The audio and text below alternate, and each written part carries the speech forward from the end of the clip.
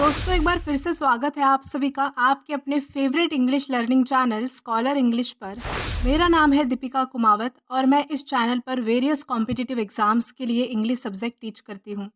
तो बेसिकली आज की इस वीडियो में हम डिस्कस करने जा रहे हैं द हिंदू एडिटोरियल का वोकैब एनालिसिस।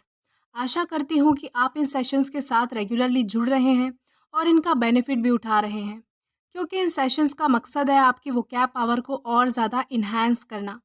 और ये जो वोकैब सेशंस है, ये बैंक, एसएससी, रेलवे, यूपीएससी या फिर किसी भी कॉम्पिटिटिव एग्ज़ाम के लिए इक्वली बहुत ही ज़्यादा इम्पॉर्टेंट है। तो चलिए और ज़्यादा देर ना करते हुए बढ़ते हैं हमारे वोकैब शो की तरफ और जानेंगे कि आज का हमारा सबसे पहला वर्ड कौन सा है। तो हमारा सबसे पहला वर्ड है कॉर्नर स्टोन। कॉर्नर स्टोन का मतलब होता है नींव, यानी कि एक महत्वपूर्ण गुण या विशेषता जिस पर कोई विशेष चीज़ निर्भर करती हो या फिर आधारित होती है, उसे कहा जाता है कॉर्नर स्टोन। और ये हमारे पास पार्ट्स ऑफ स्पीच में नाउन है। सिनोनिम इसका होता है फाउंडेशन या फिर बेसिस, यानी कि किसी चीज़ का जो है वो नींव होना, किसी चीज़ की उस पर कोई चीज़ जो है वो डिपेंड होना, उस पर निर्भर करना, आधारित होना। अब एग्जाम्पल की हेल्प से समझते हैं। एग्जाम्पल इसका है education is often considered the corner stone of development, यानी कि शिक्षा को विकास की नींव माना जाता है। इस कॉन्टेक्स्ट में हम जो है वो कॉर्नर स्टोन इस वर्ड का अलग अलग सेंटेंसेस में यूज़ कर पाएंगे। देन इसी के साथ हम आगे बढ़ेंगे हमारे नेक्स्ट वर्ड की ओर और जानेंगे कि हमारा अगला वर्ड कौन सा है। तो इसके बाद अगला वर्ड है ट्रोव्स। ट्रोव्स का मतलब होता है संग्रह, यानी कि किसी चीज़ का संग्रह होना, कलेक्शन होना, कोई वैल्यूएबल या फिर कोई इंपॉर्टेंट इंफॉर्मेशन का कलेक्शन होना, उसे कहा जाता है ट्रोव्स। और ये हमारे पास पार्ट्स ऑफ स्पीच में नाउन है। सिनोनिम इसका होता है कलेक्शन, यानी कि संग्रह। For example, digital libraries provide troves of academic journals and research papers, यानी कि डिजिटल लाइब्रेरीज जो है वो academic journals and research papers जो है वो प्रोवाइड करती है, हमें प्रदान करती है। इस कॉन्टेक्स्ट में हम जो है वो ट्रोव्स इस वर्ड का अलग अलग सेंटेंसेस में यूज़ कर पाएंगे। देन इसी के साथ हम आगे चलेंगे हमारे नेक्स्ट वर्ड की ओर और जानेंगे कि हमारा अगला वर्ड कौन सा है। तो इसके बाद अगला वर्ड है हाउंड। हाउंड का मतलब होता है परेशान करना, किसी को सताना, उसे कहा जाता है हाउंड। और ये हमारे पास पार्ट्स ऑफ स्पीच में वर्ब है, यानी कि क्रिया है। सिनोनिम इसका होता है ट्रबल या फिर परसिक्यूशन, यानी कि किसी को परेशान करना, सताना। For example, victims of cyber bullying often experience online haunting, यानी कि जो साइबर बुलिंग के शिकार होते हैं वो अक्सर ऑनलाइन हाउंटिंग, यानी कि ऑनलाइन में जो है वो उन्हें परेशान किया जाना, सताया जाना, ऐसी चीज़ों का भी सामना करते हैं, ऐसी चीज़ों को भी एक्सपीरियंस करते हैं। इस कॉन्टेक्स्ट में हम जो है वो हाउंड इस वर्ड का अलग अलग सेंटेंसेस में यूज़ कर पाएंगे। देन इसी के साथ हम आगे चलेंगे हमारे नेक्स्ट वर्ड की ओर और जानेंगे कि हमारा अगला वर्ड कौन सा है। तो इसके बाद हमारा अगला वर्ड है hand in hand. Hand in hand का मतलब होता है सहयोग करना, साथ काम करना, एक साथ काम करना, किसी चीज़ पे सपोर्ट करना, एक दूसरे को सहयोग करना, उसे कहा जाता है हैंड इन हैंड। और ये एक ईडियम है। सिनोनिम इसका होता है कोलैबोरेट या फिर कोऑपरेट, यानी कि सहयोग करना या फिर साथ काम करना। For example, health care professionals and researchers work hand in hand to improve medical treatments, यानी कि मेडिकल ट्रीटमेंट्स में सुधारना करने के लिए, उनको इम्प्रूव करने के लिए जो है वो health care professionals and researchers ने जो है वो एक साथ काम किया, एक दूसरे को सहयोग करके एक दूसरों के साथ जो है वो काम किया। इस कॉन्टेक्स्ट में हम जो है वो हैंड इन हैंड इस इडियम का अलग अलग सेंटेंसेस में यूज़ कर पाएंगे। देन इसी के साथ हम आगे बढ़ेंगे हमारे नेक्स्ट वर्ड की ओर। तो इसके बाद हमारा अगला वर्ड है विसल ब्लोअर। विसल ब्लोअर का मतलब होता है सूचना देने वाला। जो व्यक्ति किसी गैर कानूनी काम करने वाले संगठन के बारे में सूचना देता हो, इंफॉर्मेशन देता हो, ऐसे व्यक्ति को कहा जाता है विसल ब्लोअर।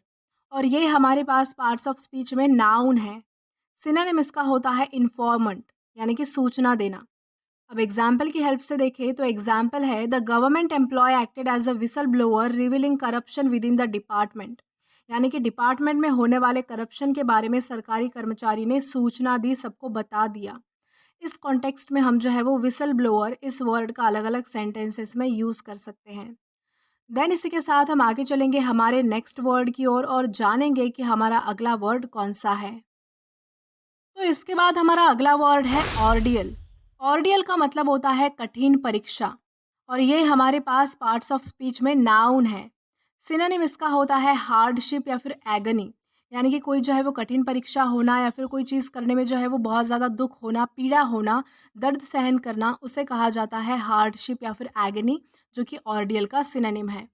अब एग्जाम्पल देखें तो एग्जाम्पल इसका है, overcoming addiction can be painful ordeal for individual, यानी कि व्यसन पर काबू पाना व्यक्ति के लिए एक कठिन परीक्षा हो सकती है। इस कॉन्टेक्स्ट में हम जो है वो ऑर्डियल इस वर्ड का अलग अलग सेंटेंसेस में यूज़ कर पाएंगे। देन इसी के साथ आगे चलते हैं हमारे नेक्स्ट वर्ड की ओर और जानते हैं कि हमारा अगला वर्ड कौन सा है। तो इसके बाद हमारा अगला वर्ड है ब्लॉट। ब्लॉट का मतलब होता है अपमान। कोई ऐसा काम करना जिससे प्रतिष्ठा को हानि हो, बेइज्जती हो, उसे कहा जाता है ब्लॉट। और ये हमारे पास पार्ट्स ऑफ स्पीच में एग्जेक्टिव है, यानी कि विशेषण है। सिनोनिम इसका होता है डिसग्रेस या फिर ब्लेमिश, यानी कि अपमानित करना, कोई ऐसा काम करना जिससे जो है वो प्रतिष्ठा को हानि हो, बेइज्जती हो जाए, नाम नीचा हो, उसे कहा जाता है blot. For example, his dishonesty was seen as a blot on the integrity of the entire team, यानी कि उसकी बेईमानी को पूरी टीम की ईमानदारी पर एक धब्बा के रूप में देखा गया। इस कॉन्टेक्स्ट में हम जो है वो ब्लॉट इस वर्ड का यूज़ कर पाएंगे। देन इसी के साथ हम आगे चलते हैं हमारे नेक्स्ट वर्ड की ओर और जानते हैं कि हमारा अगला वर्ड कौन सा है। तो इसके बाद अगला वर्ड है a slow burn. A slow burn का मतलब होता है धीरे धीरे बढ़ना। कोई चीज़ जो है वो टाइम के साथ धीरे धीरे बढ़ना, उसमें बढ़ोतरी होना, उसे कहा जाता है अ स्लो बर्न। और ये हमारे पास पार्ट्स ऑफ स्पीच में नाउन है। सिनोनिम इसका होता है डेवलप या फिर इंटेंसिफाई, यानी किसी चीज़ में जो है वो धीरे धीरे प्रगति होना या फिर कोई चीज़ जो है वो धीरे धीरे बढ़ना। For example, her interest in kung fu was a slow burn, यानी कि कुंफू में उसका इंटरेस्ट जो है वो बढ़ते जा रहा था, यानी कि टाइम के साथ जो है वो बढ़ रहा था। इस कॉन्टेक्स्ट में हम जो है वो अ स्लो बर्न इस वर्ड का अलग अलग सेंटेंसेस में यूज़ कर सकते हैं। देन इसी के साथ हम आगे जाएंगे हमारे नेक्स्ट वर्ड की ओर और जानेंगे कि हमारा अगला वर्ड कौन सा है। तो इसके बाद हमारा अगला वर्ड है ब्लैटेंट।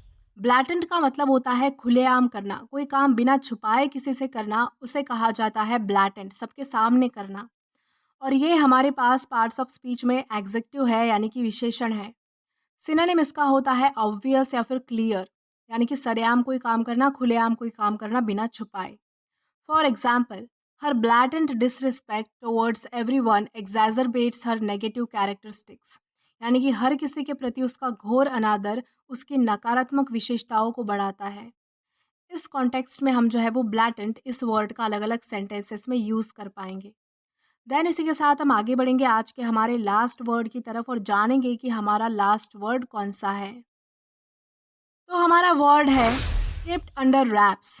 केप्ट अंडर रैप्स का मतलब होता है छुपाना, कोई बात जो है वो छुपा के रखना सबसे, उसे कहा जाता है केप्ट अंडर रैप्स। और ये एक ईडियम है। सिनोनिम इसका होता है कंसील या फिर हाइड, यानी कि छुपाना। एग्जाम्पल इसका है, the details of her purchasing new clothes were kept under wraps to hold the surprise for her mother's birthday, यानी कि उसके मम्मी के बर्थडे के लिए उसने जो है वो कुछ कपड़े खरीदे हैं, ये बात जो है वो उसने छुपा के रखी। इस कॉन्टेक्स्ट में हम जो है वो केप्ट अंडर रैप्स इस ईडियम का अलग अलग सेंटेंसेस में यूज़ कर पाएंगे। तो दोस्तों आज के लिए बस इतना ही। अगर आपको वीडियो पसंद आया हो तो do like this video, subscribe the channel and share as much as you can. और अगर आपने इससे पहले वाला वीडियो नहीं देखा है तो आप यहाँ पर क्लिक करके वो पहले वाला वीडियो भी देख सकते हैं। Till then keep learning. Thank you.